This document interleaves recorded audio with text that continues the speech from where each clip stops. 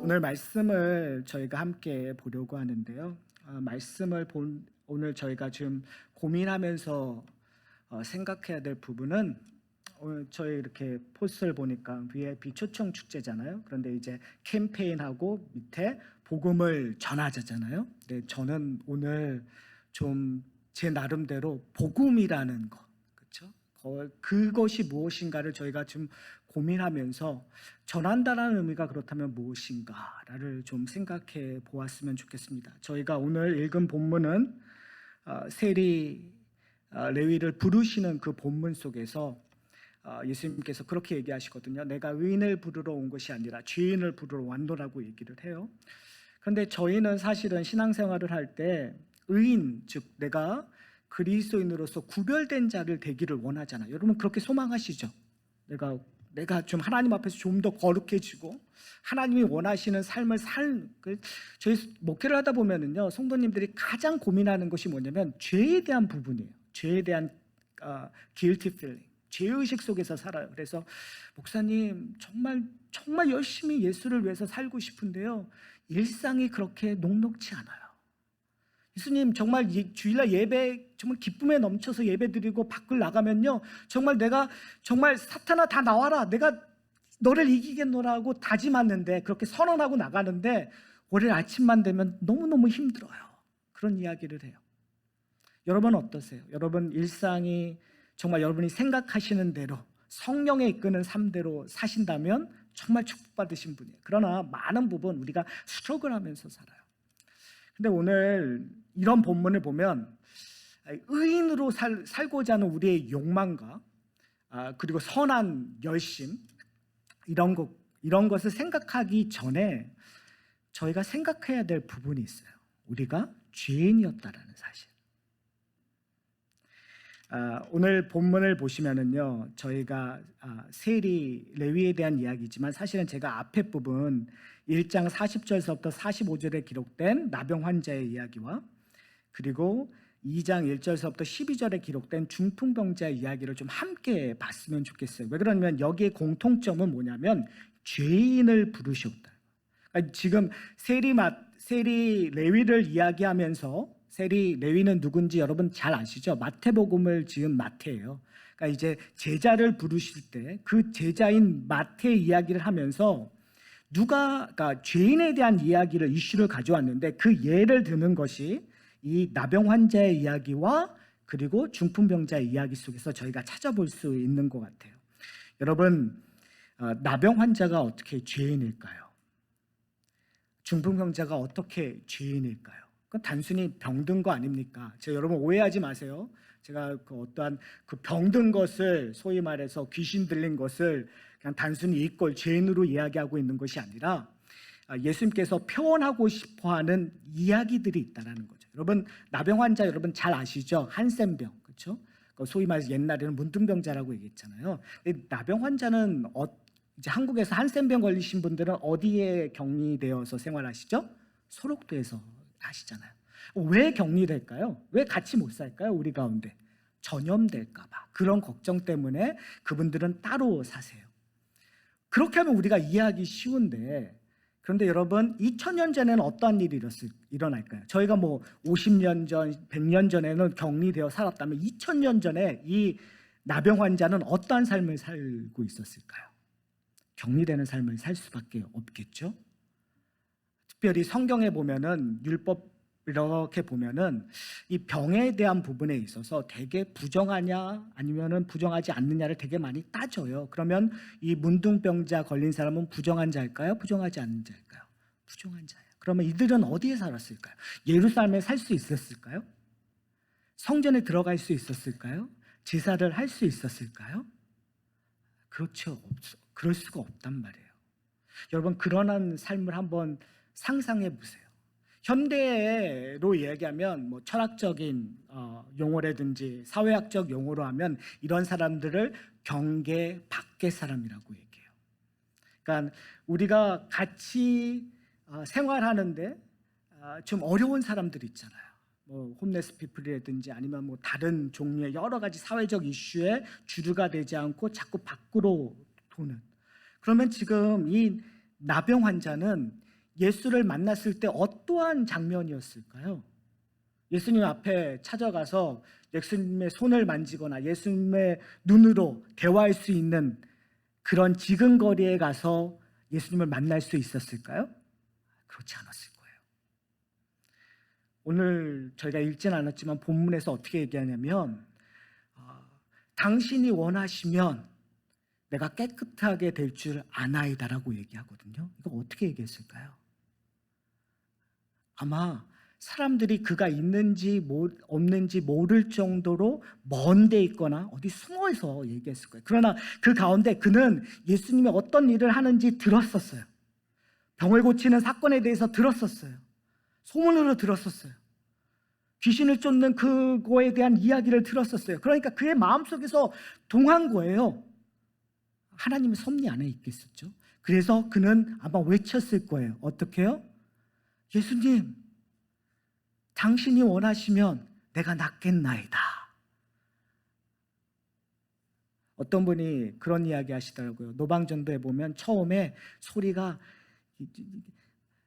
아주 작게 얘기할 수밖에 없대요. 왜요? 떨리니까, 두려우니까. 그러다가 시간이 지나고 용기가 생기면 소리를 크게 지를 수 있대요. 아마 이 나병 환자도 그랬을 것 같아요. 조그만 소리로 얘기하다가 고민과 갈등 속에서 용기를 내어서 얘기하겠죠. 예수여, 당신이 원하시면 내가 깨끗하게 되겠나이다.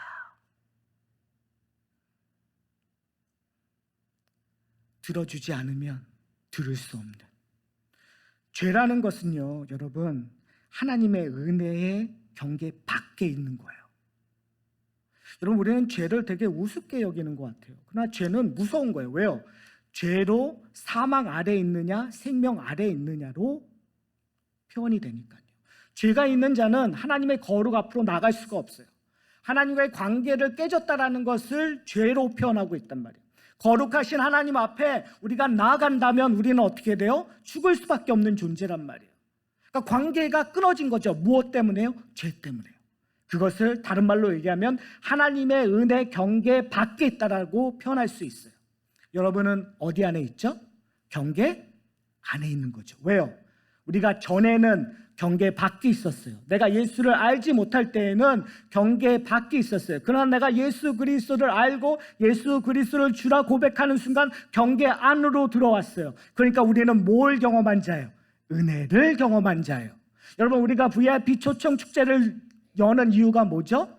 경계 안에서 이야기하는 것이 아니라 우리는 어디로 나가야 돼요? 경계 밖으로 나가야 돼요. 제가 목사님하고 이야기하면서 참 제 마음이 뛰는 것을 경험한 것이 뭐냐면 저한테 그런 말씀을 하시더라고요. 저희 그 뉴라이프 교회가 이런 행사를 갖고 있는데 한 40명 넘게 믿지 않는 분들에게 전도하고자 하는 그런 신청서를 내셨다라고 얘기를 하셨어요. 얼마나 기쁜지는 몰라요. 왜요? 교회 다니저 본 적이 없고 경계 밖으로 나가는 거죠. 그건 우리가 너무나 당연히 해야 될 부분이란 말이에요. 그렇죠? 그런 일들, 경계 밖에 무엇 때문에요? 하나님의 관계가 깨졌기 때문에. 여러분, 경계 밖에 있는 사람들은요, 힘이 없어요. 경계 밖에 있는 사람들은요, 경계 안에 있는 사람들이 나가지 않으면 은혜를 받을 수가 없어요. 여러분, 한번 오늘 설교를 통해서 경계 밖에 있는 사람들을 좀 많이 생각해 보셨으면 좋겠어요. 그러기 위해서는 내가 어떻게 경계 안으로 들어왔는가, 즉 복음을 온전히 이해하기 위해서는 내가 죄인이었다라는 것을 여러분이 아셔야 돼요. 내 과거를 아셔야 돼요.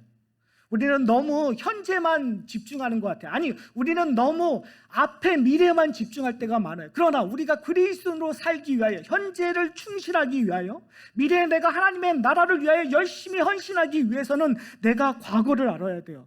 우리가 죄인 되었을 때 하나님이 우리에게 부어주신 은혜를 아셔야 돼요. 여러분, 제가 조금 전에도 얘기했지만 우리가 신앙생활할 때 가장 큰 문제점은 죄에 대한 문제점이에요. 내가 구원받고도 내 가운데 있는 죄의 본성이 나를 끊임없이 괴롭히잖아요. 그렇죠? 근데 우리는 대부분 이렇게 반응할 때가 있어요. 아주 극단적으로 얘기해요. 죄를 무시해버리거나 죄? 나하고 상관없는 거야. 나 그냥 천국 갔으니까 됐어 라고 무시하는 경우가 되게 많아요. 아니면 죄에 대해서 너무 심각해서 죄책감에 빠져서 심지어는 예배 드리는 것조차 거부해요. 교회 나가는 것조차 거부해요. 아니, 나 같은 죄인이. 꼭 그런 분이 양심 있는 분들이 그래요.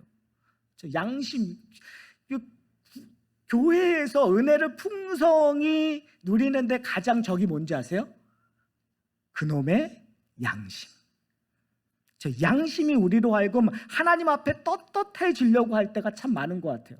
그러나 우리가 먼저 고백해야 될 것은 뭐냐면, 내가 하나님 앞에서 어떠한 존재였다고요? 죄인이고, 지금도 죄로 말미암아 하나님의 낯을 볼 수 없지만 이제는 누구를 의지하여?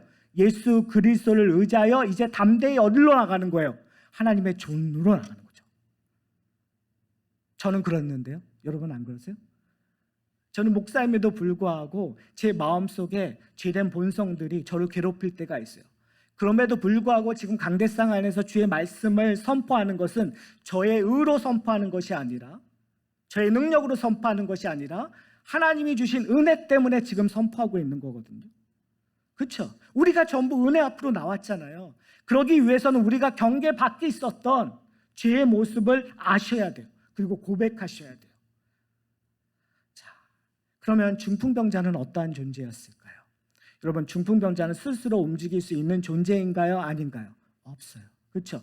그러니까 중풍병자에 대해서 설명했었을 때 그가 예수 앞에 나오는 과정을 잘 설명하고 있어요. 그를 누가 옮겼죠? 그의 친구들이 옮겼어요. 그의 친구들이 어떻게 해요? 지붕을 뚫고 옮길 수밖에 없는 그런 상황까지 만들었어요. 근데 예수님께서 그것을 보고 믿음이 있다고 표현을 해요. 그러면 그건 누구의 믿음일까요? 우리가 너무 믿음을 강조하다 보니까 그 중풍병자의 믿음이라고 할 수 있겠죠. 그러나 그 중풍병자의 믿음은 결국은 뭐 하는 거예요?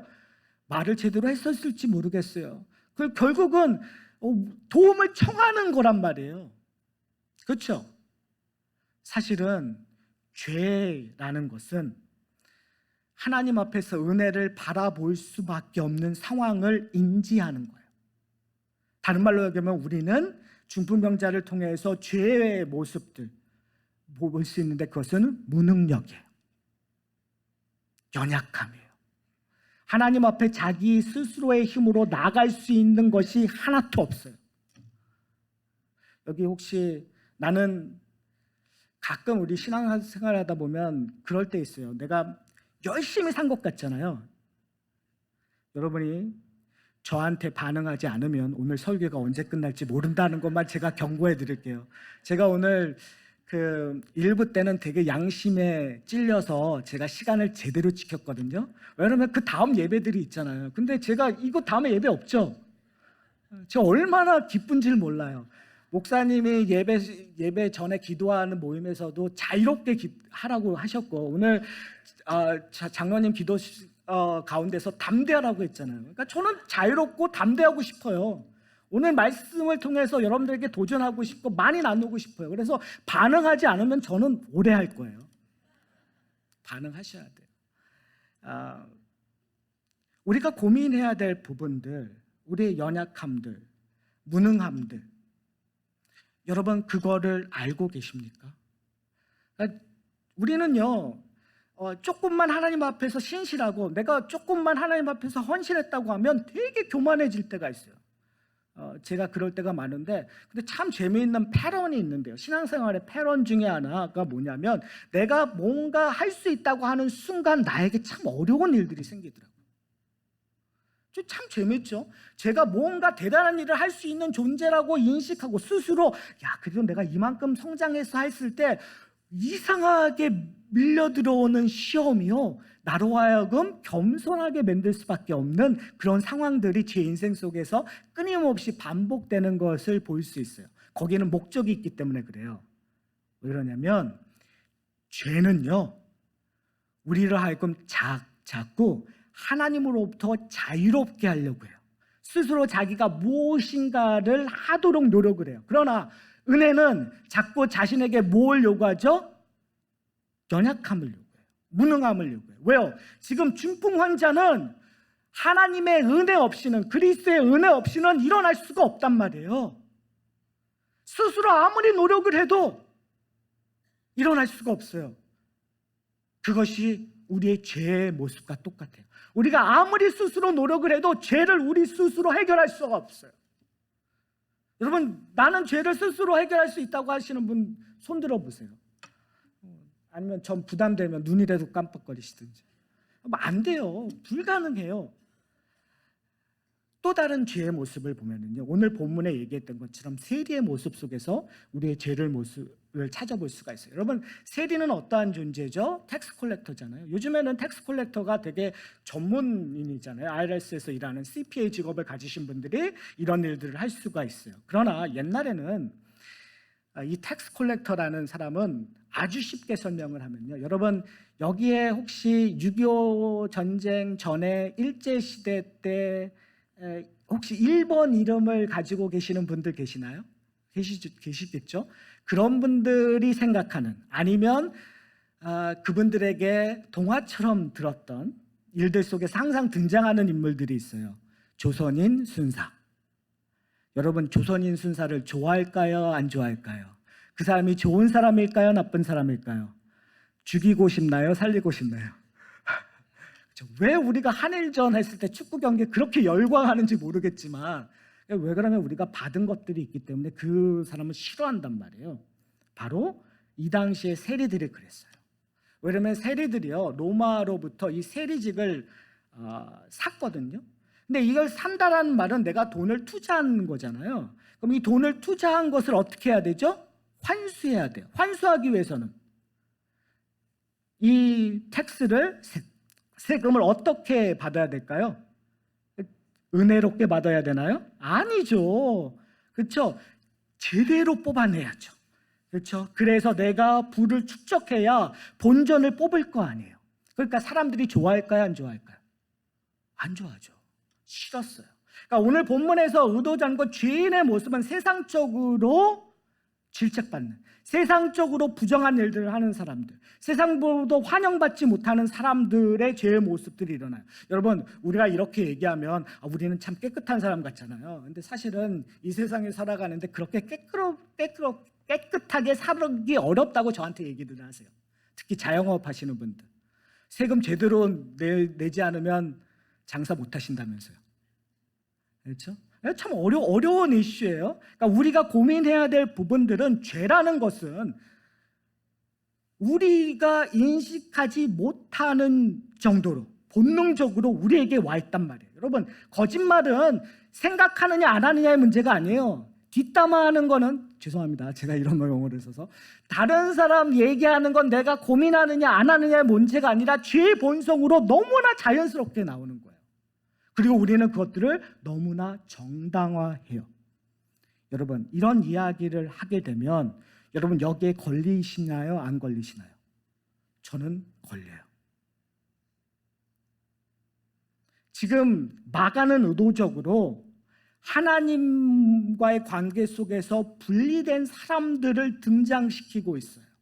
경계 밖에 있었던 나병 환자를, 그리고 무능한 능력을 지닌 죄인의 모습인 중풍병자를, 그리고 다른 사람을 속이고 노략질하는 세리의 모습을 통해서 죄의 문제점을 심각하게 이야기하고 있어요. 자, 그런데 그들을 대하는 우리 성도들의 입장은 어때야 될까요? 우리는 쉽게 정죄하죠.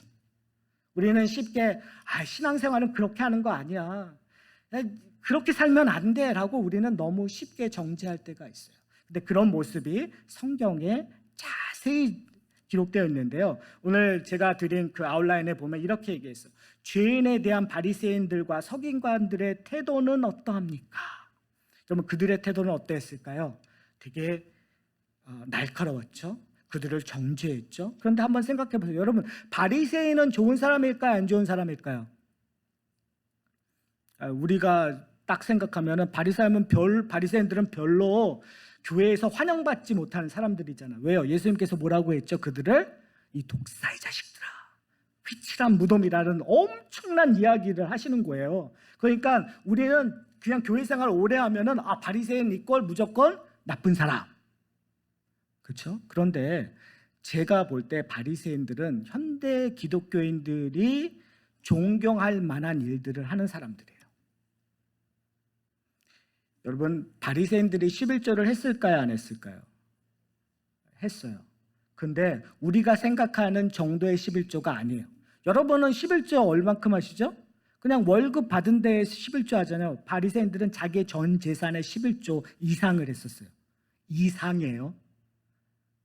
여러분, 바리새인들이 금식을 얼마만큼 했을까요?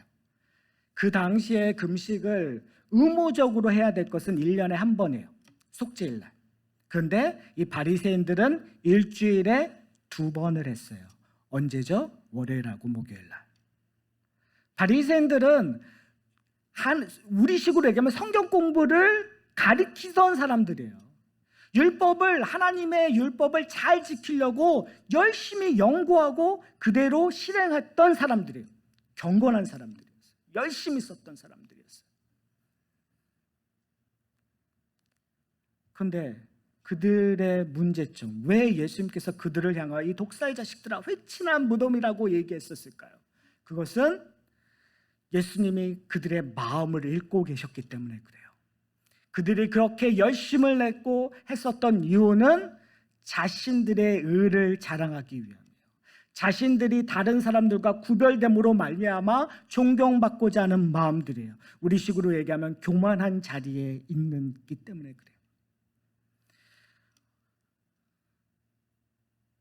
오늘 본문을 보면 바리새인들이 이렇게 얘기해요. 어찌하여 당신은 세리와 죄인들과 함께 먹습니까? 예수님께서 지금 세리와 죄인들과 함께 먹고 있는 부분들이 있으니까요. 그리고 바로 그 전에는 이렇게 얘기했어요. 예수님께서 중풍병자를 고치면서 내 죄가 깨끗했다라는 이야기를 하시니까 이 바리새인들이 하는 얘기가 뭐냐면 그건 신성모독이다. 왜요? 이 죄 사함은 오직 누구만 하실 수 있으니까요. 하나님만이 하실 수 있으니까. 자, 제가 조금 전에 바리새인들의 문제는 뭐였다고 얘기했죠? 그들이 뭐 했기 때문에? 교만했기 때문에. 그렇죠? 자기의 일을 드러냈기 때문에. 근데 아주 근본적인 문제가 있어요. 그것은 뭐냐면 그들이 예수 그리스도가 누구인지 몰랐기 때문에 그래요. 그러니까 여러분, 교만하셔도 돼요. 여러분, 자기의 의를 자랑하셔도 돼요. 제가 지금 되게 이상한 얘기 하시는 것처럼 보이잖아요. 여러분, 하셔도 돼요. 그런데 예수 그리스도를 온전히 모르면 그렇게 하셔도 돼요.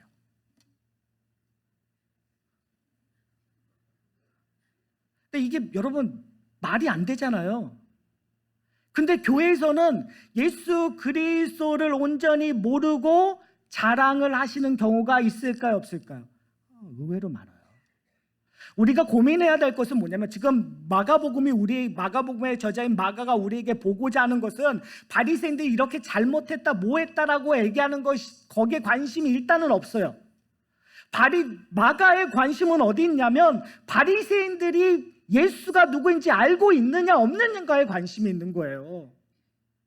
왜 그러냐면 지금 마가가 마가복음을 쓸 때 가장 관심이 있었던 것이 마가복음 1장 1절에 뭐라고 하냐면 복음의 시작인데 그 복음의 시작은 예수 그리스도가 하나님의 아들이시다는 걸 얘기하고 싶은 거예요.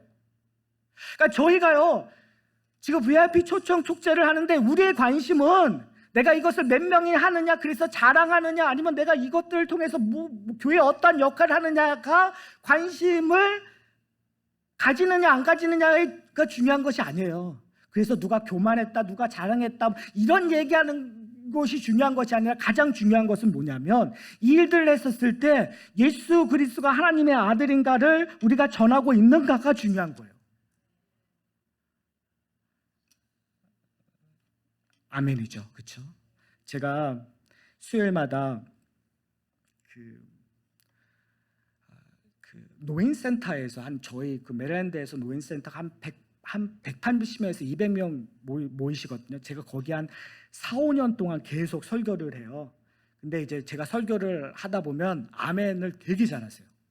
근데 문제는 뭐냐면 제가 어떤 부분에서는 이게 분명히 아멘 하시면 안 되는데 아멘을 하실 때가 있어요. 그러면 제가 되게 난처해요. 그래서 이게 조심하고 설명하고 하면서 그래서 제가 발견한 하나가 있어요. 제가 항상 이렇게 얘기해요. 우리 어머님 아버님들 말로만 하지 마시고, 그러니까 아멘을 말로 하시니까 말로만 하지 않고 이제는 정말 하셔야 돼요라고 얘기를 해요.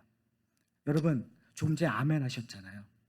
우리는 말로 하는 것에 되게 익숙해요. 우리는 머리로 아는 거에 되게 익숙해요.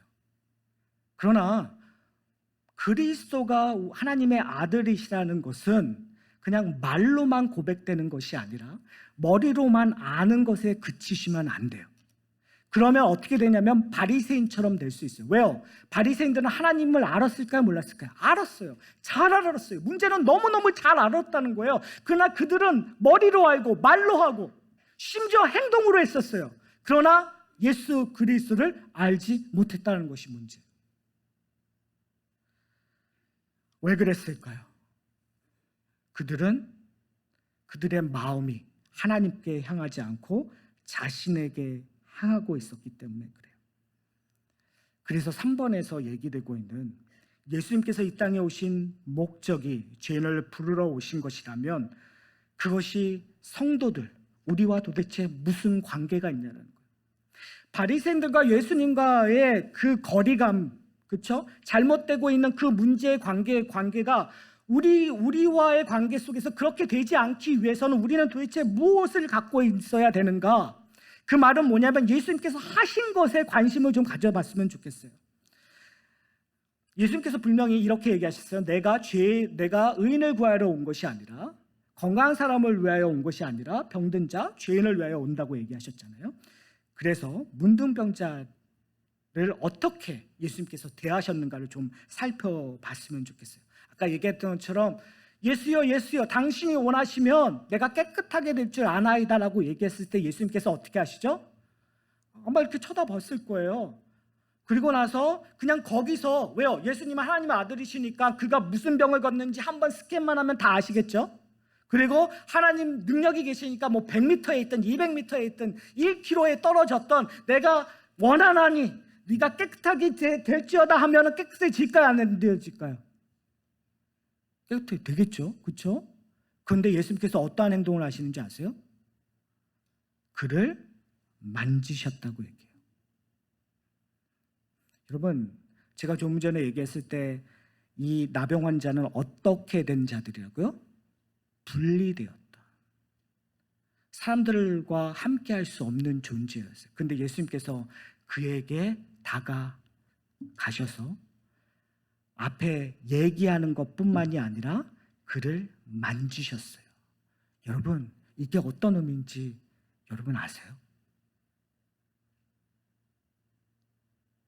저는 오늘 설교를 통해서 여러분이 그런 마음을 품으셨으면 좋겠어요. 그건 뭐냐면요, 이사야서에서 이렇게 얘기해요. 지금 예수님께서 이 일들을 하고 있는 것이 다 가버나움, 가나, 지금 나사렛 동네 갈릴리 호수 근처에서 일어나고 있는 것인데, 이사야서에서 하나님의 심판에 대한 선포를 하면서 이 나사렛 땅이 황폐해질 거예요. 이 나사렛 땅이 하나님의 심판을 받아서 황폐해지고 아무런 희망이 없는 곳으로 변할 거예요. 지금 경계 밖에 있는 영혼들처럼. 그런데 메시아가 오는 날 거기에 회복이 일어나는 거예요. 누가 오신 거죠? 예수님께서 오신 거예요. 그러니까 회복이 일어나는 거죠. 그런데 그냥 단순히 내가 너를 낫게 했다라는 것이 아니라 만진다라는 개념은 그들의 죄를 예수님께서 만진다라는 거예요. 그들의 죄를 예수님께서 품으신다라는 거예요. 사랑하는 성도 여러분, 예수님께서 성육신하셨잖아요. 우리 예수님께서 스스로를 낮추어 인간의 몸을 입으셨잖아요. 여러분, 그게 어떠한 의미세요? 여러분들에게는? 우리가 하나님의 형상으로 창조되었으니까 예수님께서 하나님의 형상으로 오셨지, 그 정도로 이해하시면 안 돼요. 그 하나님의 형상은 우리의 죄 때문에 어떻게 되었죠? 뒤틀려졌단 말이에요. 그 뒤틀려짐으로 말미암아 우리는 죄의 영향력 아래서 살아서 고통이라는 것이, 여러분 인생이 그렇게 쉽지 않아요. 제가 감히 이런 것도 우리 어르신들 앞에서 얘기할 수 있는, 그래도 제가 이게 얼굴이 이렇지만 그래도 이제 50대예요. 예. 저 이제 50대 되니까 그래도 제가 인생에 대해서 얘기할 수 있는, 제가 애들을 대학교를 보냈으니까 인생이 뭔지 조금은 알 수 있을 것 같아요. 쉽지 않거든요. 고통과 어려움과 환난이 우리 가운데 있어요. 근데 예수님께서 바로 그런 모습을 어떻게 해요? 우리와 함께 하시기 위하여 성육신 하셨다는 거예요. 나사렛에서 30년 동안 사시면서 배고픔을 경험하시고 인간의 근본적인 희노애락을 예수님께서 경험하신 이유가 도대체 뭘까요? 아니요, 하나님이신데 그냥 구름 타고 오셔서 거기서 내가 죄의 문제를 해결했다고 선포하셔도 충분해요. 모든 이너프잖아요. 하나님의 아들이신데. 그런데 그가 인간의 몸을 입고 우리와 같이 배고픔을, 여러분 보릿고개라는 거 아시죠? 보릿고개를 넘으셨다니까요. 예수님은 그 가족의 어려움들을 경험하셨다니까요. 사람들이 시기 질투하는 것을 경험하셨다니까요. 우리의 영혼이 정말, 여러분 너무너무 힘드니까 우리를 기도하게끔 만들잖아요. 내 가슴을 치면서 땅을 치면서, 하나님 제가 너무너무 힘들어요, 정말 죽고 싶어요, 이 문제 해결해 주세요라고 할 수 있는 그런 고난과 어려움과 역경을 누가 경험하신 거예요? 예수 그리스도께서 경험하신 거예요. 근데 그 모습이 오늘 나병 환자를 만짐으로 말미암아 경계 밖에 있어서 예배를 드리지도 못하고 사는 예루살렘 성전을 가보지도 못하고 얼마나 안타까웠겠어요. 다른 사람들 전기를 지키러 노래를 부르면서 호산나 호산나 다윗의 왕이라고 노래를 부르면서 은혜를 경험하기 위하여 예루살렘 성전에 갔는데, 그들은 유대임에도 불구하고 경계 밖에서 쳐다볼 수밖에 없는 그런 고통을, 여러분 아세요? 예수님께서 그 고통을 아시고 그를 만지시는 거란 말이에요. 여러분 우리의 고통은 다른 사람들에게 이야기하기 어렵잖아요. 바로 얘기하기 어렵고 나만 갖고 있는 그 비밀을 예수님이 아시는 거예요. 아시는 것만이 아니라 그가 십자가에서 그 모든 것을 품으시고 우리를 위하여 달려 죽으셨다는 거예요. 여러분 이것이 얼마나 우리에게 위로가 되고 우리에게 은혜인지 모르겠어요. 그러기 위해선 제가 조금 전에 얘기했던 것처럼 우리가 죄인이라는 거, 내가 예수 그리스도 없이는 하나님 앞에 나갈 수 없다는 것을 우리는 알아야 되겠죠. 예수님께서는 단순히 만지시고 내가 깨끗해 되었다라고 병을 고치실 뿐만 아니라 이렇게 얘기해요. 가서 대제사장에게 그것을 보여주고 정결 예식을 가지라고 얘기해요. 이 정결 예식은 앞으로 예수님께서 해주실 것들을 미리 예표하는 거였어요. 레위기 14장에 보면은요, 레위기 14장 4절서부터 7절까지 이렇게 기록되어 있어요. 제가 읽어드릴게요. 제사장은 그 정결함을 받은 자를 위하여 명령하여 살아있는 정결한 새 2마리와 백항목과 홍색 실과 우슬초를 가져오게 하고, 제사장은 또 명령하여 그 새 하나는 흐르는 물 위 질그릇 안에 잡게 하고 다른 새는 산채로 가져다가 백향목 홍생실과 우슬초와 함께 가져다가 흐르는 물 위에서 잡은 새의 피를 찍어 나병의 정결함을 받은 자에게 7번 뿌려 정하다 하고 그 살아있는 새는 들 위에 놓을지며 라고 얘기하고 있어요. 무슨 말이냐면요, 새 2마리를 가져오는 거예요. 그래서 1마리는 죽이는 거예요. 그리고 그 산새를 피, 우슬초, 이런 백향목 이거를 찍어서, 그래서 그것을 나병 환자에서 나은 자에게 7번, 그 말은 뭐냐, 7번 뿌렸다는 것은 완벽하게 정결하게 깨끗하게 되었다는 것을 확인해 주는 거거든요. 그러면 이게 도대체 무슨 의미가 있는 걸까요? 왜 예수님께서 나병 환자를 고치시고 꼭 그 일들을 하라고 요구하는 걸까요? 한 사람이 죽어야 한 사람이 사는 거예요. 여러분, 우리는 우리의 죄값은 뭐라고 얘기했죠? 죄값은 사망이라고 얘기했어요. 우리는 우리의 죄 때문에 죽을 수밖에 없어요. 그런데 우리가 산 이유는 뭐 때문에 그렇죠? 예수 그리스도께서 우리의 죄를 감당하시고 어디에서? 십자가에서 달려 죽으셨기 때문에 그가 3일 후에 부활하시는 그의 의로 말미암아 우리는 우리의 모두의 죄가 어떻게 해요? 단번에 완벽하게 깨끗하게 된 거죠. 그러니까 그 깨끗함의 됨으로 말미암아 예수 그리스도의 의로 말미암아 이제 하나님 안에 경계 안으로 들어갈 수 있는 존재가 되었어요. 이제는 자유롭게 하나님 앞에 예배드릴 수 있는, 하나님을 찬양할 수 있는 존재로 변했단 말이에요. 여러분, 그 은혜 때문에 우리가 뭐예요? 초청하는 거예요. 부르심을 받았기 때문에, 은혜를 받았기 때문에 그 은혜를 나누기 위하여 초대자로 부르신 거예요, 여러분을. 그걸 모르고 그냥 내 의를 나타나기 위하여 그냥 목사님이 하라니까, 교회가 하니까 하면 그것은 그럼에도 불구하고 하나님께서 하시니까 될 거예요. 그러나 중요한 것은 뭐냐면 은혜를 나누면 엄청난 하나님의 나라가, 여러분 한번 우리 저희 찬양했잖아요. 앞에서 하나님의 나라가 임하시면 병 고치는 놀라운 일들이 일어나고, 하나님의 나라가 임하시면 우리가 새 영혼이, 새 사람이 되어 그 가운데 하나님의 천국을 볼 수 있는 일들이 우리 가운데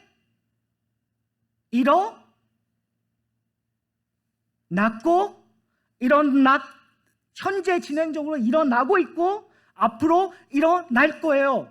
그것이 이 뉴라이프 교회에 늘 있을 거예요. 왜요? 우리가 은혜를 경험했기 때문에.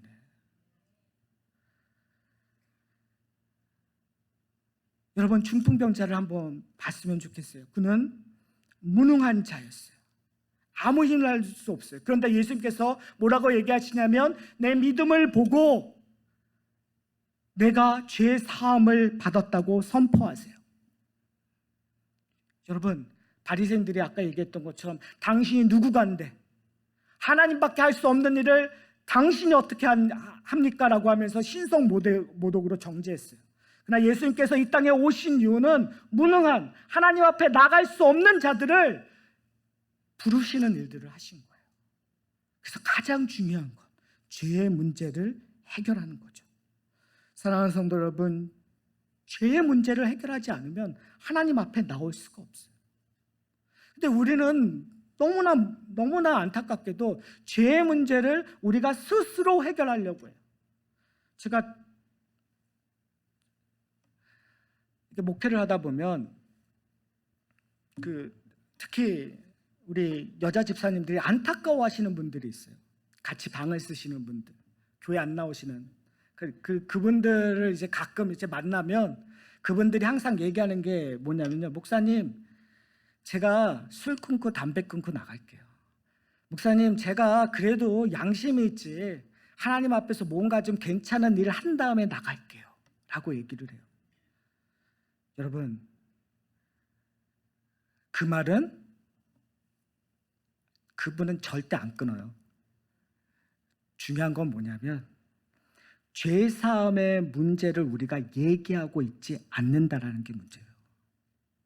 우리는 예수 그리스도의 보혈의 피보다 다른 걸 얘기하고 있는 거예요. 복음을 제시하는데 우리도 모르는 사이에 도덕적인 얘기를 얘기하고 있는 거예요. 술 끊고 오세요. 담배 끊고 오세요. 오해하지 마세요. 술, 담배 그런 거를 정당화하는 것이 아니라 우리도 모르는 사이에 복음을 전할 사람들을 판단하고 귀국화시킨다는 거예요. 당신은 이 정도 해야 교회 들어올 수 있는 존재야 라고 얘기하고 있다는 거예요. 그러나 지금 예수님께서 우리에게 얘기하고 있는 것은 뭐냐면 누구든지 우리가 복음을 전할 때 가장 우선순위가 돼야 되는 것은 죄에 대한 문제예요. 그것은 뭐냐면 아무리 많이 배운 사람들에도, 아무리 신실한 사람이라도, 아무리 위대한 사람이라도 죄의 문제를 스스로 해결할 수 있다 없다? 없다. 그러니 우리가 얘기해야 될 것은 뭐에 대한 얘기를 하는 거예요? 죄에 대한 얘기를 해야 되는 거예요. 그러기 위해서 뭘 얘기할 수밖에 없어요? 십자가를 얘기할 수밖에 없어요. 부활을 얘기할 수밖에 없어요. 예수 그리스도를 얘기할 수밖에 없어요. 과연 사랑하는 성도 여러분, 여러분이 지금 품고 있는 분들에게 예수 그리스도를 전하고 계십니까? 예수 그리스도의 십자가와 부활의 능력을 이야기하고 있습니까? 예수 그리스도가 하나님의 아들이라는 것을 얘기하고 있습니까? 그분의 영혼에 대해서 도대체 어떠한 부분에 대해서 여러분이 기도하고 계십니까?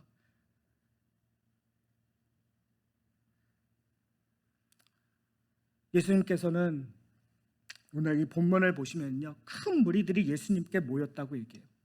근데 예수님께서는 의도적으로 세리 레위에게 찾아가는 모습을 보여줘요. 그 말은 뭐냐면 하나님의 섭리 속에서 한 사람 한 사람을 중요시 여긴다라는 거거든요. 여러분, 이 플로튼 지역에 얼마나 한국 사람들이 많아요. 그러나 여러분들에게 주어지는 사람들이 있어요. 여러분이 많은 사람들이 가운데 여러분의 마음속에 성령께서 역사하시는 그 한 사람들이 있어요. 그건 소중한 사람들이에요. 그 사람들을 품으시고 그리고 그분들을 위하여 기도하는 일들이 일어났으면 좋겠어요. 그러기 위해서 우리가 기억해야 되는 것, 성도들은 예수 그리스도의 부르심에, 예수 그리스도의 만지심에, 그리고 예수 그리스도로 주어지는 죄 용서함에, 그리고 예수 그리스도로 내가 정결케 됨을 경험한 자라는 것을 여러분이 꼭 알아주셨으면 좋겠어요. 그래서 이제 맨 마지막으로 저희가 질문이 뭐냐면, 그렇다면 여러분에게 VIP는 누구입니까? 우리는 무엇으로 그들을 대접해야 됩니까? 여러분에게 VIP는 누구일까요? 이제 다음 주니까요, 여러분 이렇게 생각하실 수 있어요. 다음 주니까 이제 그만해야지. 그런데 씨를 뿌리는 자는 누구시죠? 씨를 뿌리는 우리 입으로 씨를 뿌리라고 했지만 그것을 거두시는 분은 누구예요? 하나님이세요. 여러분, 하나님이 어떠한 분이시죠? 이 세상을 창조하시고 정말 불가능한 일들 다 이루셨으니까 지금 늦었나요? 안 늦었나요? 늦지 않았어요. 여러분, 지금 생각나시는 분들, 그리고 그런 분들에게 내가 받은 은혜들을 나누셔야 돼요. 자, 그런데 이제부터 제가 정말 하고 싶어하는, 그리고 제가 좀 담대하게 용기를 내어서 여러분들에게 좀 도전하고 싶어요. 여러분들에게 VIP는 누구일까요? 여러분, VIP라고 하면은 되게 느낌상 좀 값어치 있는 그런 분들로 생각될 수밖에 없어요. 그런데 예수 그리스도에게 VIP는 누구일까요? 오늘 본문대로 얘기하면 건강한 사람이 아니에요. 오늘 본문대로 얘기하면 병든 사람들이에요. 오늘 본문대로 얘기하면 의로운 사람이 아니에요. 오늘 본문대로 얘기하면 죄인이에요. 제가 얘기했던 경계 밖의 사람들이에요. 아무 힘없는 사람들이에요. 아니, 심지어 우리가 질책할 수밖에 없는 죄인들이에요.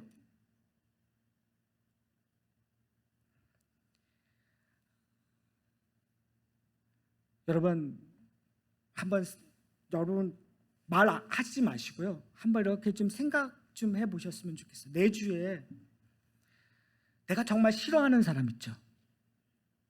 나 저 사람 만나면 피하고 싶은 사람. 근데 예수를 안 믿어요.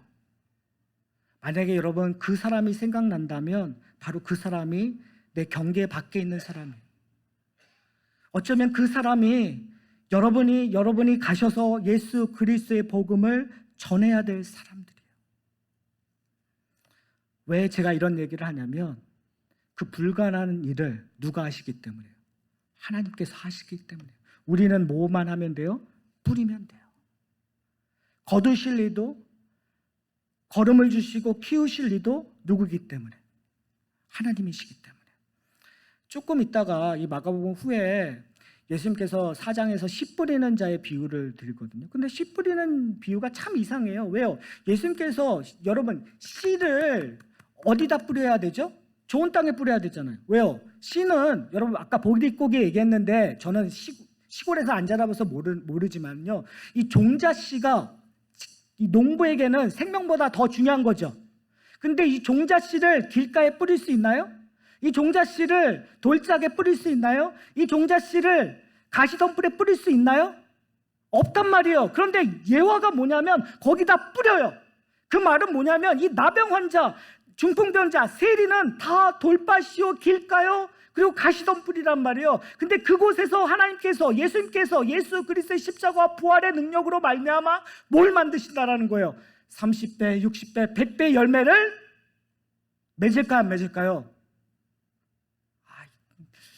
반응이 설교가 암만 해도 길어질 것 같습니다. 맺을까요, 안 맺을까요?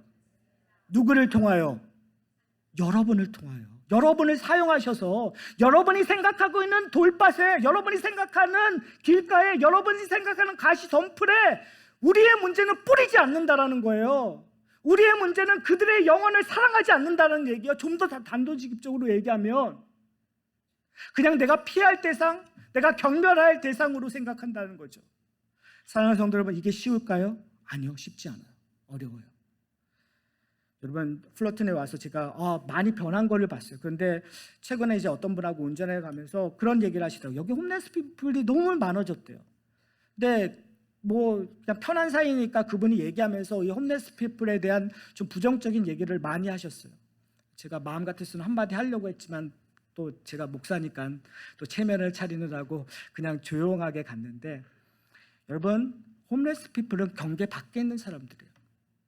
그들에게 복음을 전한다라는 것, 아니 전해야 돼요, 그렇죠? 근데 제가 이렇게 분명히 알고 있는데, 제가 그 목사님께서도 얘기하셨지만 제가 대학원을 영화를 공부하러 시카고에 한 2년 동안 살았어요. 근데 목사니까 교회 가기가 참 쉽지 않더라고요. 그래서 이 미국 교회를 그냥 이렇게 도시에 있는 미국 교회에 이렇게 참석했어요. 근데 참석했는데 어디선가 이상한 냄새가 이렇게 나는 거예요.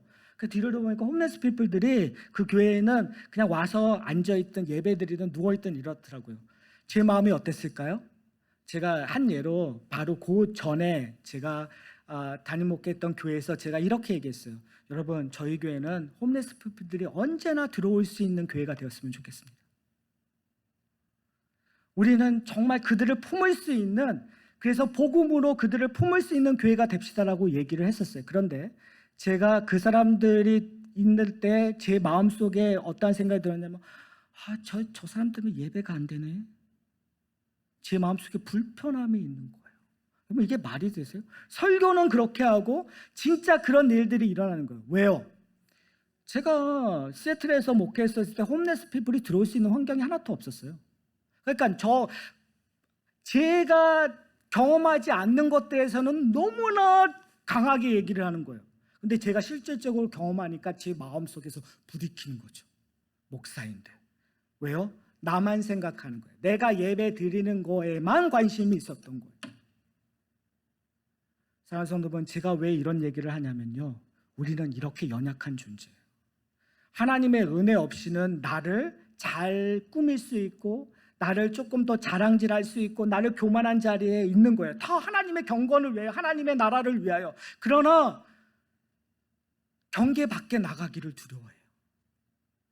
세상에서 소외되고 세상에서 힘없는 자에게 손을 내밀기를 두려워해요. 여러분, 그런 일들에 여러분이 힘을 쓰셨으면 좋겠어요. 사랑하는 성도 여러분, 쉽지 않습니다. 복음을 전하는 거 쉽지 않습니다.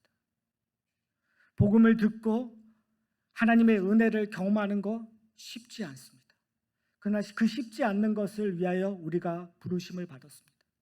제가 이 이야기라고 설교를 마치려고 합니다. 여러분, 예수님께서 본인이 새 포도주라고 얘기하고 새 포도주는 새 부대에 담으라고 얘기하셨어요. 그렇죠? 여러분, 새 포도를 새 부대에 담는 거 너무나 당연한 이야기 아닙니까?